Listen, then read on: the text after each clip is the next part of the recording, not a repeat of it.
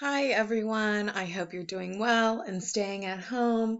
Thanks for taking some time away from the Corona Chronicles to tune in to the academic audience. Before we talk about the academic audience, let's kind of talk about what we mean when we talk about audience in general.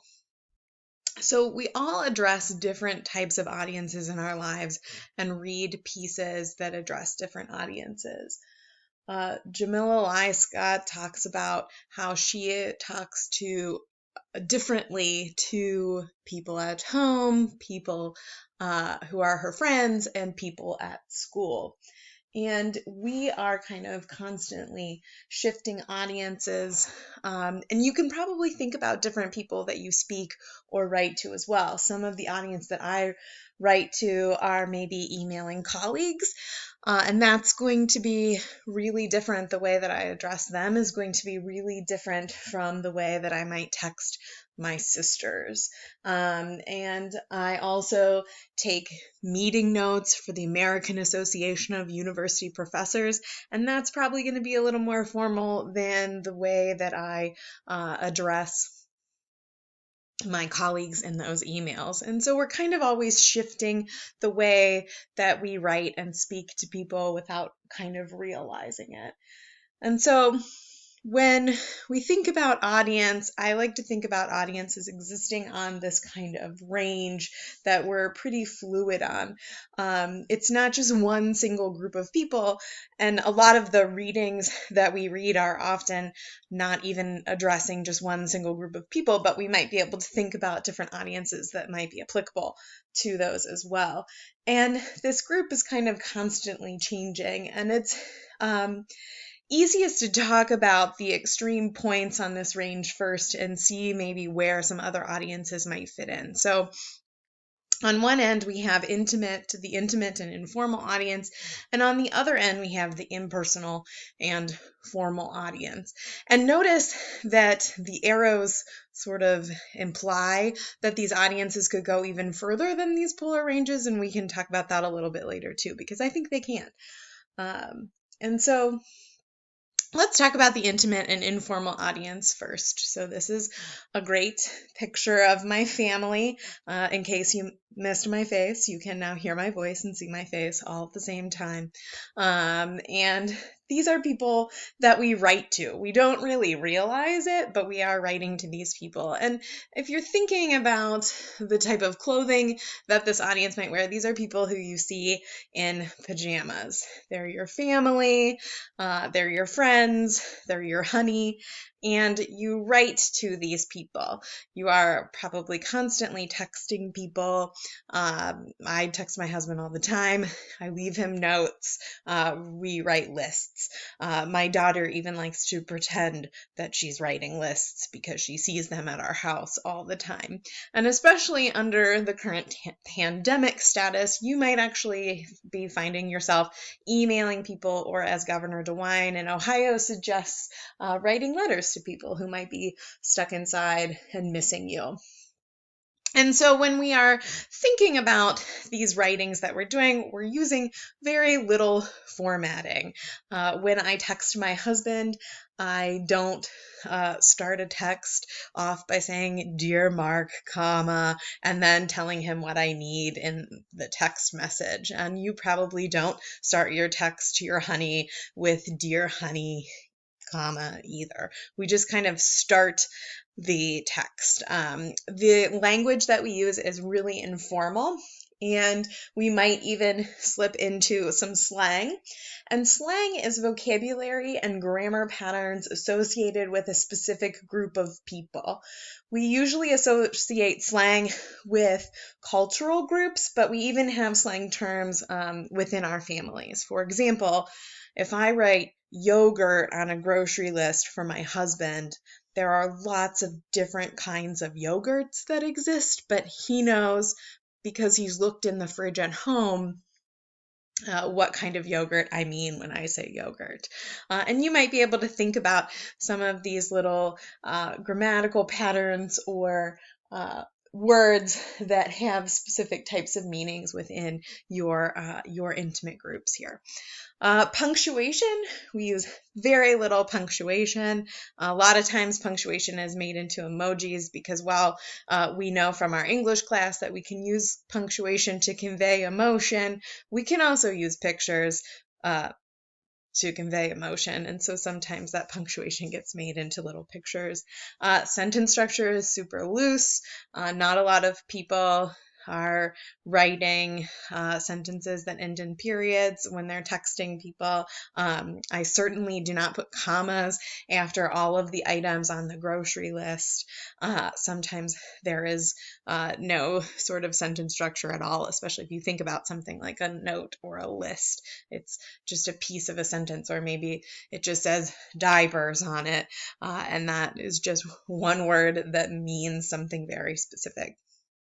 The point of view in which we speak to this group is usually in first person or second person, and we usually don't even say you, it's just kind of second person implied. That's those lists and notes and things like that. On the other end of our spectrum, forgot I had this little pop-up. The reason we can be so informal with this audience is that we already have an established context with them. This works not because we can read each other's minds, but because these conversations already have been happening in our lives. Again, if we go back to the yogurt thing, my husband knows what kind of yogurt to buy at the grocery store because he lives in the same house and eats out of the same refrigerator. All right, so let's look at what the impersonal or the formal audience looks like. And these are people who wear business formal regularly for their jobs. These are going to be lawyers, bankers, CEOs. You've probably in your life lately have been hearing from the provost, the president of the college.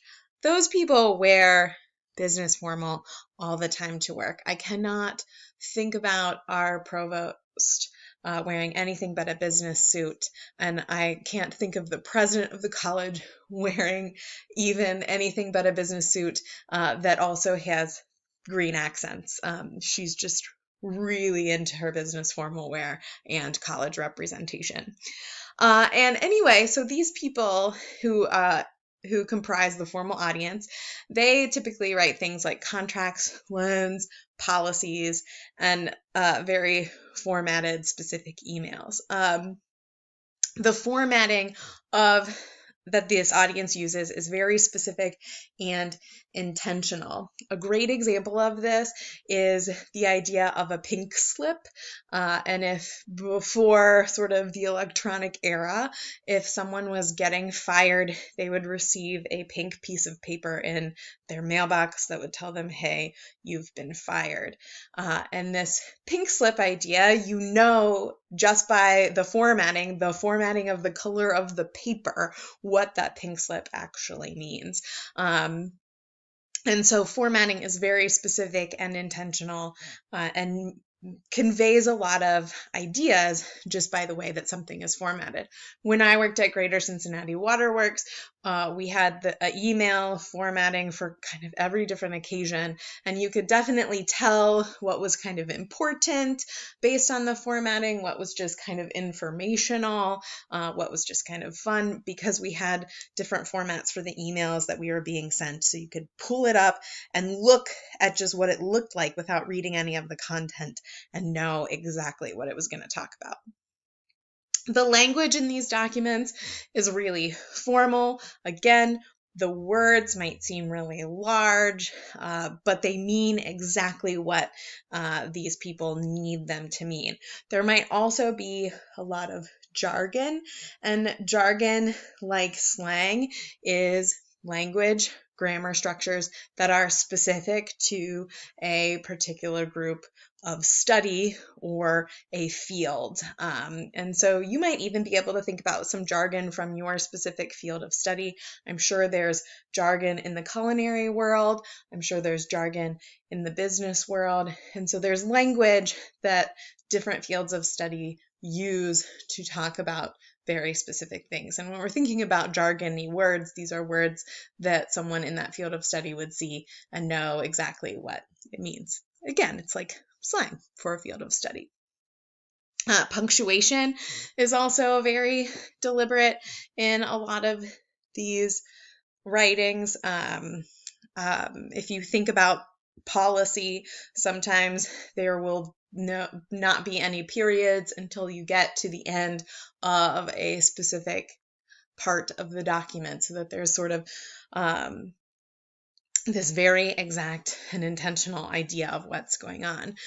Sentence structure is compound and complex sentences. It's appropriately punctuated. These are kind of working with these kind of big ideas. And so we need these different kinds of sentence structures that help us do that. And the point of view is third person. And a lot of us, when we think about these sort of documents like contracts, loans, policy, a lot of the times it seems like these people are kind of doing this very intentional and deliberate formatting, language, punctuation, sentence structure, and point of view in order to be jerks. But what they're really trying to prevent is room for interpretation. So these contracts, loans, policies, they are trying to prevent people from interpreting the information in them.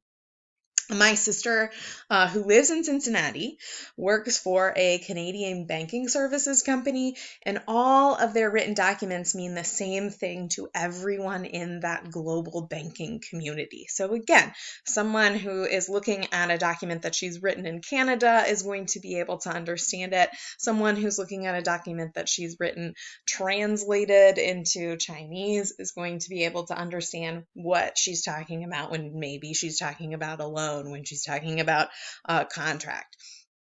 And so again, it's so that there's not the language and the formality of this audience is not so that it's confusing for everyday people, but so that there is no room for interpretation in these sorts of documents. And here's an example from my contract. This is the first paragraph of my contract. And my contract kind of spells out my terms for working at the college. And here's just the first paragraph. It says, this agreement is made and entered into this 20th day of August 2018 by and between Cincinnati State Technical and Community College, hereinafter referred to as college, and Cincinnati State Technical and Community College, chapter of the American Association of University Professors, herein referred to as the AAUP, and jointly hereinafter referred to as the parties. And all of this confusing, very long, single sentence is just trying to set up what everyone is going to be called in the contract. Again, we don't want anybody to be confused about what we're talking about in that contract. All right, so so now that we've kind of defined these two poles, you might be able to think about audiences in between and where they kind of fit in this range. And so you might be thinking, well, when I text my direct supervisor at work, I feel like we're kind of friends. But I'm probably going to pull back on some of the language that I might use with other people who I identify as my intimate audience.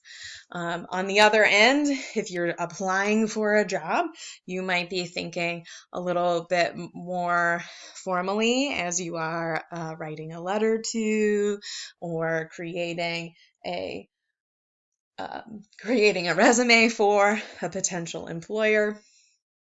And then again, even within your own job, you might sort of use more formal language when talking to the district manager who is over your supervisor.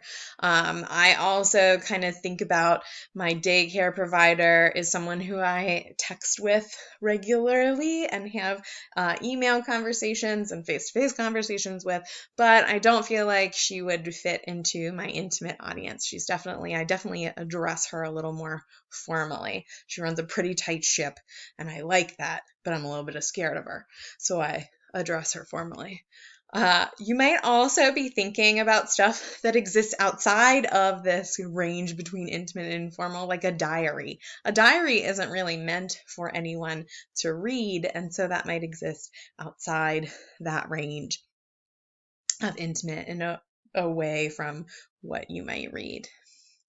So where does the academic audience fall?